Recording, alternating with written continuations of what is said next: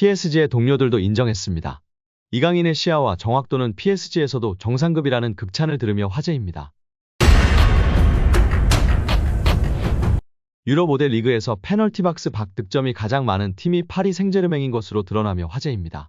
축구 통계 매체 후스코어드닷컴은 SNS를 통해 이강인과 킬리안 은바페의 사진을 올리며 유럽 5대 리그에서 박스 밖에서 득점이 가장 많은 팀이 PSG라고 알렸습니다.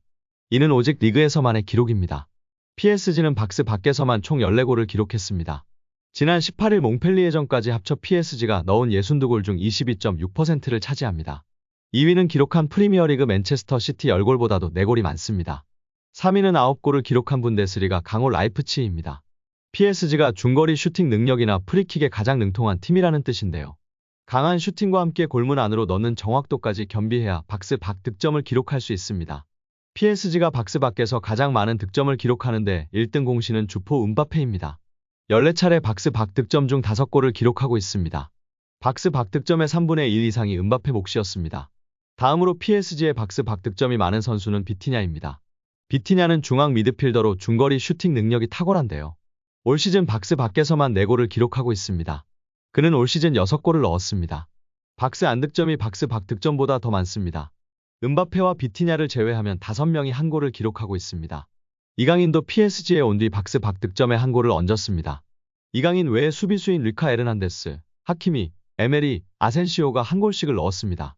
사실 후스코어드닷컴은 이번 기록을 소개하면서 은바페와 비티냐를 부각하는 게 맞습니다. 그런데 은바페와 함께 이강인을 등장시켰습니다. 그만큼 PSG 내에서의 이강인 영향력이 크고 지난 몽펠리에전 득점이 환상적이었다고 평가할 수 있을 것 같습니다.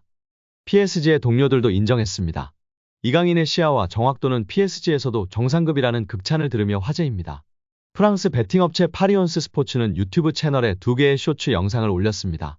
PSG의 미드필더 비티냐와 공격수인 브래들리 바르콜라가 각 부문별로 PSG에서 뛰어난 선수를 뽑는 것이었습니다. 두 선수는 오른발을 잘 쓰는 선수, 신체 능력이 뛰어난 선수, 시야가 좋은 선수 등 10가지 문항에 답했습니다. 이강인은 두 선수의 선택을 받았습니다. 비티냐는 시야가 좋은 선수의 이강인을 뽑았고 바르콜라는 정확도가 높은 선수의 이강인을 선정했습니다. 두 선수는 이외에도 오른발을 잘 쓰는 선수로 킬리안 은바페를 선정하는 등 공통된 답변을 내놨습니다. 비티냐와 바르콜라는 이강인의 동료이자 경쟁자라고 할 수 있는데요. 경쟁자인 두 선수가 이강인을 뛰어나다고 선정해 이 선택이 의미 있다고 할 수 있습니다. 비티냐는 중앙 미드필더, 바르콜라는 좌측 윙어로 뛰지만 이강인은 두 포지션을 모두 소화하기에 경쟁하는 선수들입니다. 이강인은 PSG에서 공격진의 거의 모든 포지션을 소화하고 있습니다.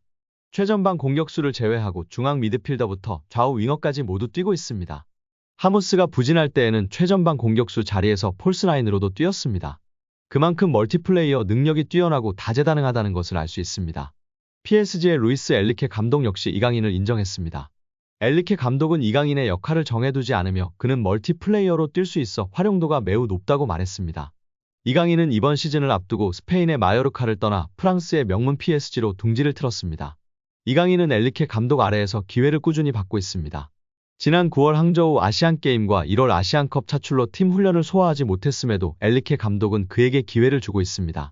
이강인은 리그 15경기에서 출전하며 2골과 2개의 도움을 기록하고 있습니다.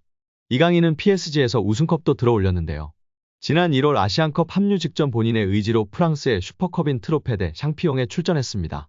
이 대회 출전으로 이강인의 국가대표팀 합류가 늦어졌으나 이 경기에서 선제골이자 결승골을 넣으며 팀 우승의 주역이 됐습니다.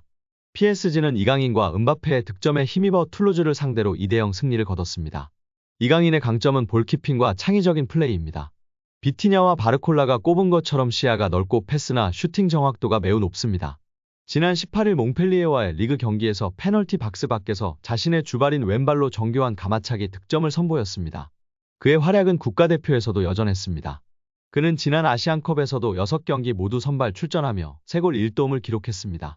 아시안컵에서 기회창출 1위, 키패스 1위 등 공격의 시발점 역할을 하며 중원의 사령관으로 활약했습니다. 여기에 프리킥으로 공격의 혀를 뚫으며 명실상부한 에이스로 거듭났습니다. 최근에 진행된 태국과의 2026 북중미 월드컵 아시아 2차 예선 경기에서도 우측 윙어로 출전해 도움 1개를 기록했습니다. 두 경기 모두 풀타임 출전하지 않았음에도 키패스 3개씩을 기록하며 맹활약을 펼쳤습니다.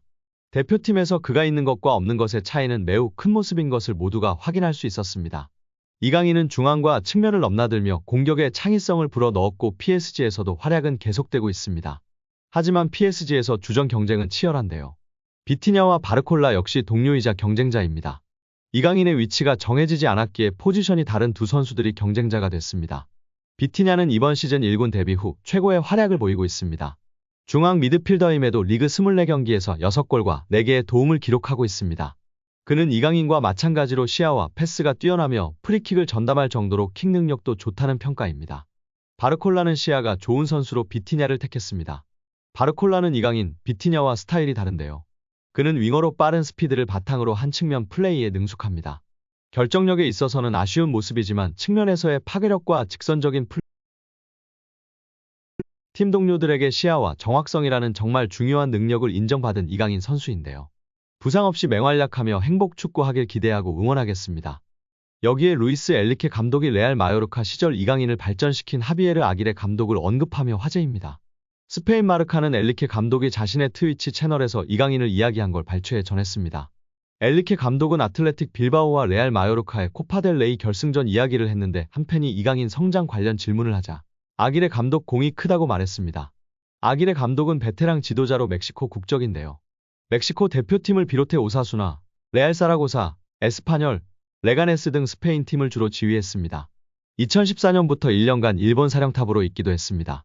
2021년도 시즌 중도에 마요르카로 온 아기레 감독은 이강인, 쿠보 다케우사를 활용해 스페인 라리가 잔류를 이끌었습니다. 지난 시즌 이강인을 한층 더 발전시켰습니다.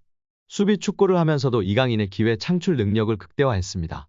이강인을 다양한 위치에 쓰며 빌드업 시발점 역할을 맡겼습니다.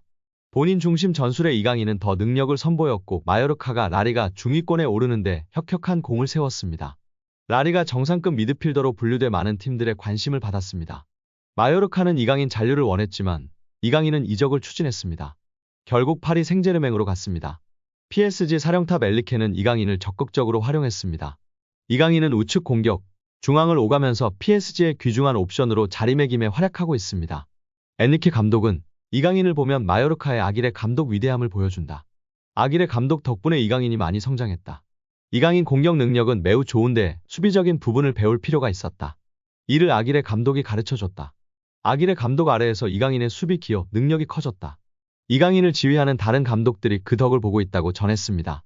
한편 엘리케 감독은 모두가 마요르카가 아닌 레알 마드리드가 결승에 올라갈 것으로 봤다. 마요르카 경기를 재미있게 보고 있다.